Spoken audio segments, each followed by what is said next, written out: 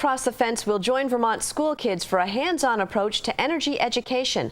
We'll see how students are raising awareness about energy issues that Vermonters are facing today. Good afternoon and thanks for joining us. I'm Judy Simpson. Over the past several months, high school students from across the state of Vermont have been studying environmental issues with an emphasis on renewable energy. What makes the course of study unique is that the high school students are taking what they learn and they're teaching it to younger elementary school students. It's part of a UVM Extension 4-H program called Teens Reaching Youth, or TRY. Keith Silva has more on this approach to environmental studies.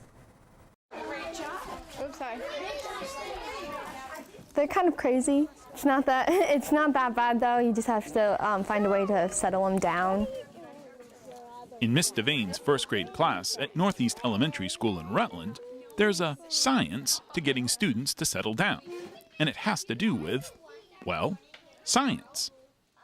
We are going to be making pinwheels, and they're going to run around the room and see which pinwheel moves the fastest. Paquette is a senior at Rutland High School. She and fellow seniors, Bailey Thompson and Courtney Bliss, take part in Teens Reaching Youth for the Environment, or TRY for short. It's a leadership program offered by the Vermont Energy Education Program and the University of Vermont Extension 4-H. And you don't want to share the tennis balls. This is me teaching teachers here. Earlier this year, 12 TRY teams from across Vermont took part in a 2-day training session. They were taught the ins and outs of the science behind renewable energy. They also received instruction in how to teach. The goal of TRY is to foster leadership by having older students teach younger students. We went through each lesson individually, and we took notes, and we just got to know what actually needs to be done. And then I liked how we were able to bring that into the classroom and put our own spin on it. Spin is a good way to describe this lesson on wind. But before the pinwheels and the running around, the children hear a story that explains basic concepts. After that, it's time for the crayons, markers, and hands-on learning that's a tenet of the 4-H model of learning by doing. Hands-on is just a better way of learning. You actually get to experience it firsthand, and I learn better that way. I think the kids really enjoy it as well. They like, getting up, moving around, playing, that kind of thing.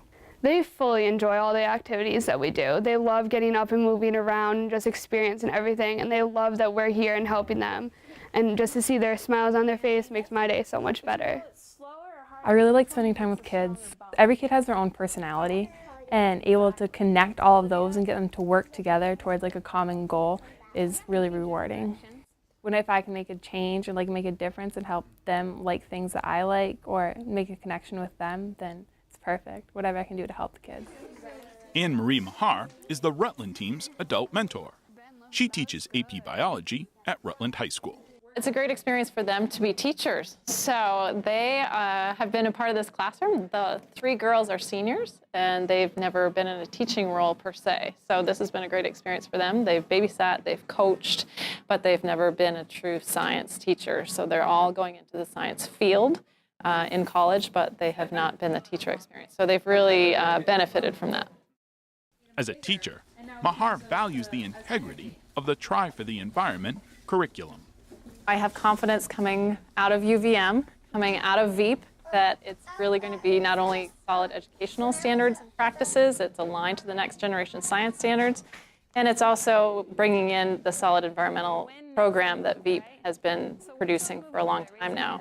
And then when you add in 4-H, you have some great life skills that are going to be embedded and incorporated into the curriculum, not only for the students that are leading the program, but also for the students that are taking part in the program. The strongest aspect of this program might be the intangibles, those moments that can't be taught but only learned through experience. So I feel in high school we're just getting material handed to us. We'll have our science labs and everything, but this we're actually engineering ways, taking the knowledge that we know and engineering it into little projects so we can take our knowledge and put it into meaningful things. Because it's just a way to show your respect of where you came from, and it's a way to show that you still care about the city or town that you grow up in, and that you just want to help and you want to make everyone's life here better and more involved. Like, I grew up coming to this school, so coming back here and helping teach them things that I didn't get a chance to learn about is a way of me giving back to them too. For each of these young women, try translates into doing and achieving.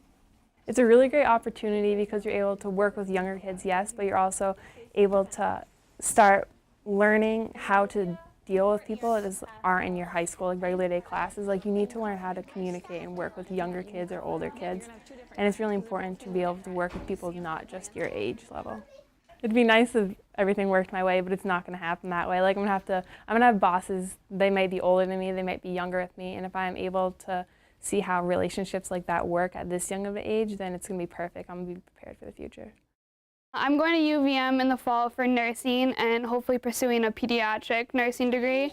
And I want to take away that I can talk to little kids and help them, and not only with the environment, but also in the career I'm pursuing.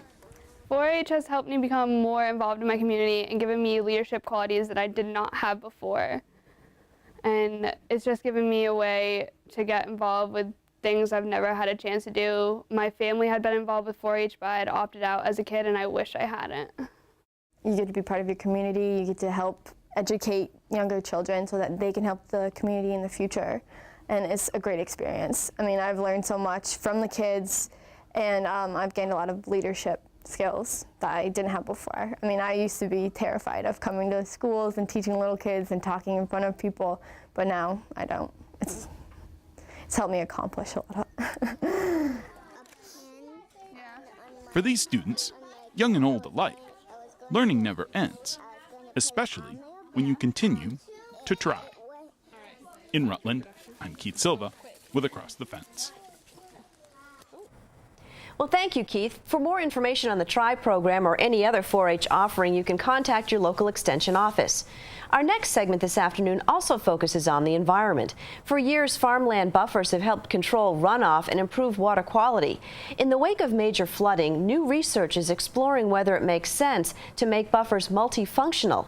Across the Fence's Rebecca Gollin explains. We're excited about growing this. It's going to fit within our 50-foot buffer here for the In Jeffersonville, John Hayden is showing off his aronia, also known as black chokeberry. Hayden and his wife Nancy own the farm between. They have been farming this land for over 20 years, and in the last few years have expanded into growing a variety of fruits. And we've evolved more recently in the past 7 years or so to be growing mostly perennial fruit. So we grow a whole slew of fruits, from apples, blueberries, strawberries, the very common fruit that everybody enjoys, to some more alternative fruits like elderberries, black currants, haskaps, saskatoons. And we sell them fresh, and we also sell them as value-added products and jams and syrups. He's been growing aronia for a couple of years, making sure it does well and works as a syrup. He planted a full row of it this year to test it on a larger scale and see if there's a market for it among their customers. But that's not the only reason Hayden is trying out this new plant. We've had severe floods here 3 times, once in 1995 and then 2 times in 2011. So that spring, and then we had Irene, and there were both floods were about equally as bad for us. Got in the barn, this is knee deep in the barn, in our farm stand and stuff like that, and flooded our crops, and we lost crops, and that was like kind of the eye-opener for us. Vermont has always experienced what was typically called spring flooding. Ginger Nickerson works for the University of Vermont Extension's Center for Sustainable Agriculture. What we've been seeing more recently is wetter springs, sometimes more intense rainfalls, so more flooding either because we're getting more rain or more intense rains. After Irene, there were subsequent recommendations from the FDA to not replant in soil that had been flooded for at least 60 days. That led to a flood of farmers calling for advice. Most farms knew that they wouldn't be able to sell food where the edible part had come in contact with floodwaters. What surfaced after Irene was this more recent guideline or recommendation from the FDA about not replanting for 60 days afterwards. And so that's when farmers learned about that, that's when they started contacting Extension and asking us, well, what could we plant instead? Farmers and researchers around the state began to look into whether it would be possible to extend riparian zones with something that would be both economically and environmentally viable. You would have the buffer that's along the river or stream for conservation purposes that is left alone. These harvestable crops would be planted between the conservation buffer and your production field, but within the areas that can get impacted by flooding, but still provide the farm a harvestable product. The agricultural community is critical to flood resiliency because it maintains these floodplains for us.